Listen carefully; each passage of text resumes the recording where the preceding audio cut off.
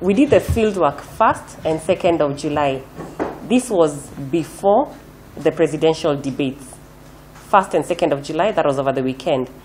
And the question we asked, if elections are to be held today, whom would you vote for as governor of Nairobi? And you're seeing that Evans Kidero has 44%, Mike Mbuvi has 43%, Peter Kenneth has 4%, Miguna has 1%, others, it's almost 0, and then undecided is 8%. We're seeing Johnson Sakaja has 39% support, Edwin Sifuna has 28% support, and then you have the others with very low support levels, and then we have the undecided, which is 29%. Esther Passaris has a very 57%. Actually, if you look at the support levels for Esther Passaris, it's actually higher than the first person for the governor race and the first person for the senator race. She has 57% support. Then we have Rachel Shebesh, who has the incumbent, who has 25% support,